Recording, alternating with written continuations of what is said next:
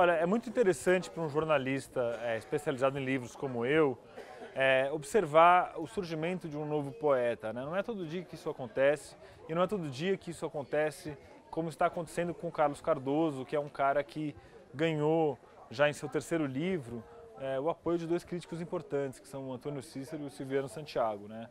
Eu acho que o Carlos ele trabalha numa linha muito pessoal, né? Ele tem uma poesia singular, uma poesia que se destaca daquela que está sendo produzida no Brasil hoje, tem um tom diferente, tem uma preocupação diferente, tem um substrato diferente, onde ele vai buscar as suas imagens, vai buscar a sua poética, e isso interessa muito. Eu acho que é o surgimento de uma nova paisagem poética no país. Então, não é todo dia que a gente vê surgir um poeta com essa força e um poeta que tem esse respaldo crítico, e por isso eu estou aqui para observar o caminho do Carlos Cardoso agora na poesia brasileira. Salta aos olhos nesse livro do Carlos Cardoso, né, Na Pureza do Sacrilégio, a construção muito meditada que ele faz desse livro, né? Assim, não só a construção dos poemas, a estrutura do livro, também a construção dos versos, né? Me parece algo que tem um racionalismo forte, por isso talvez evoque a poesia de João Cabral, como já foi mencionado no debate, e também pelo texto do Silviano Santiago, né? Então, esse diálogo com a arte, que ele faz especificamente com a Lena, né? em que os poemas provocam ilustrações, provocam pinturas, obras de arte, e que passam a integrar a estrutura poética do livro, é interessante. É também algo que dialoga de maneira mais enviesada, mas dialoga com o João Cabral, que era um poeta muito preocupado com as artes plásticas e que tinha também a preocupação de produzir edições artesanais com obras de artistas amigos, né? É uma conversa rara que na poesia brasileira não é todo dia também que acontece, né? Eu gosto muito dessa posição confortável de jornalista que está entrevistando os autores, porque você tem o acesso privilegiado de um leitor que pode comentar e perguntar para o autor quais são as intenções, quais são os significados, se ele pensou ou não pensou em determinados aspectos, que é algo que todo leitor tem ao ler um livro, né? Todos nós nos perguntamos quando lemos um poema, será que isso aqui tem a ver com aquilo? Será que essa preocupação significa isso? Será que a intenção foi essa?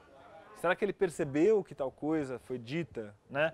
Então a gente, quando participa de um evento de lançamento como esse, tem essa oportunidade de abrir o brinquedo da poesia, né, como se fosse, e ver como funciona por dentro, né?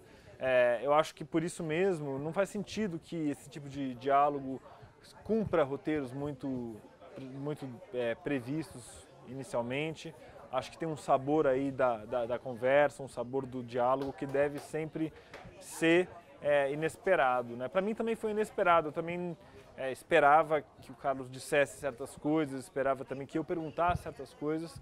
Acho que a nossa conversa foi sendo uma espécie de um camaleão, né, para usar uma imagem que ele próprio utiliza. Foi uma conversa que foi se adaptando conforme o rumo que a gente ia adotando, né? Quando a gente fala em comparações, né, a gente sempre corre o risco, principalmente quando a gente trata de uma literatura pós-moderna, né, uma literatura que já se alimentou da poesia moderna, que já tem todo um diálogo realizado, uma intertextualidade, como a gente diz em termos técnicos, né? A intertextualidade é aquela conversa que existe entre um texto e o outro, né? Então eu acho sempre interessante a gente investigar as matrizes da poesia de cada poeta e também as influências, as leituras que eles fizeram e que marcaram essa produção. Mas comparação exatamente seria injusto com o Carlos ou com o Fernando Pessoa fazer essa comparação, esse paralelo tão forte, né? O que eu vejo no Carlos são duas coisas. Eu acho que tem um ímpeto de singularidade, um desejo de ter uma voz original, e ele tem, do ponto de vista em que ele não está reproduzindo aí uma poética que a gente vê na poesia contemporânea. Ele adota uma voz muito singular e, ao mesmo tempo, essa voz dialoga com a tradição, dialoga com a poesia que ele leu na vida inteira e dialoga até de maneira inesperada por ele mesmo e que por isso nos traz sugestões. Acho que nenhum autor jamais consegue dominar plenamente as suas próprias referências. Ele está sempre sendo apresentado aspectos da sua própria obra que ele desconhecia, e isso também se dá em termos de conversa poética entre diferentes autores, né? Eu acho que ele tem esse pêndulo entre uma voz muito singular na poesia contemporânea e um diálogo com a tradição que por vezes é consciente, por vezes é inconsciente, e que cabe a nós, jornalistas, críticos, desnudar, né? Para usar outra imagem que o Carlos utiliza bastante nos poemas dele.